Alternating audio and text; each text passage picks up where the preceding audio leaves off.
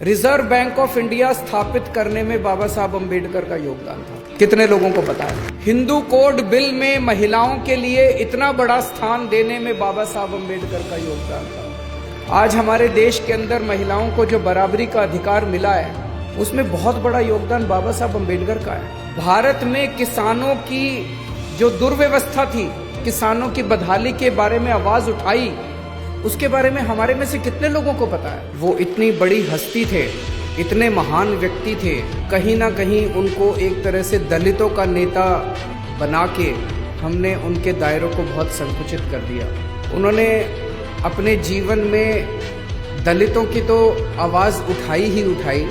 वो खुद उस समाज से आते थे, उन्होंने खुद अपने जिंदगी में बहुत संघर्ष किया, लेकिन उन्होंने समाज के हर उस वर्ग की आवाज़ उठाई जो समाज का वर्ग दबा हुआ था, कुचला हुआ था और जो अन्याय झेल रहा था। उनके जीवन से सबसे बड़ा मैसेज ये है, एक गरीब परिवार में पैदा हुए, गांव में पैदा हुए, वहाँ पे उन्होंने बचपन में जिस तरह से छुआछूत झेला और जो गरीबी झेली, उस जगह से निकल के, और ऐसे समय में जबकि पढ़ना लिखना कितना मुश्किल होता था, उस समाज के लोगों को स्कूल में जाना कितना मुश्किल होता था। अच्छे अच्छे घरों के, अमीर घरों के बच्चे भी उतना नहीं पढ़ पाते थे।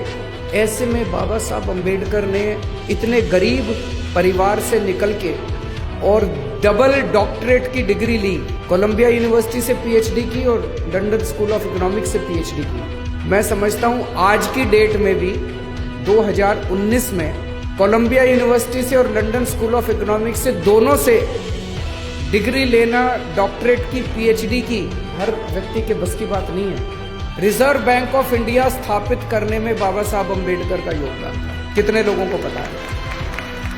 हिंदू कोड बिल में महिलाओं के लिए इतना बड़ा स्थान देने में बाबा साहब अम्बेडकर का योगदान था। आज हमारे देश के अंदर महिलाओं को जो बराबरी का अधिकार मिला है, उसमें बहुत बड़ा योगदान बाबा साहब अम्बेडकर का है। भारत में किसानों की जो दुर्व्यवस्था थी, किसानों के बारे में उन्होंने इतने कदम उठवाए और इतने उन्होंने किसानों की बदहाली के बारे में आवाज उठाई, उसके बारे में हमारे में से कितने लोगों को पता है? बाबा साहब अम्बेडकर ने ऐसा संविधान दिया है हमारे देश को।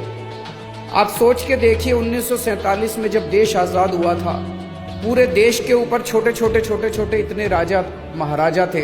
सरदार पटेल ने देश के अंदर घूम घूम के सारे देश को इकट्ठा किया, एक भारत बना।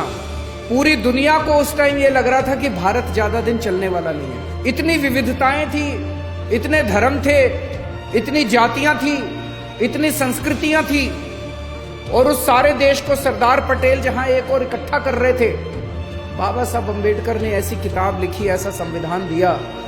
पूरी दुनिया को लग रहा था कि थोड़े दिन के बाद भारत के टुकड़े टुकड़े हो जाएंगे, भारत अलग अलग हो जाएगा, सारे लड़ मरेंगे। लेकिन बाबा साहब अम्बेडकर आज 70 साल के बाद भारत अलग होने की बजाय धीरे धीरे भारत एक होता गया है। हम सारे लोग एक होते गए हैं, भारत इकट्ठा होता गया है। और ये इस किताब की वजह से है, जो संविधान बाबा साहब अम्बेडकर ने इतना खूबसूरत संविधान लिखा, जिसमें सबकी एकता की बात है, सबकी आज़ादी की बात है, बोलने के अधिकार की बात है, सबकी बराबरी की बात है, जीने के अधिकार की बात है।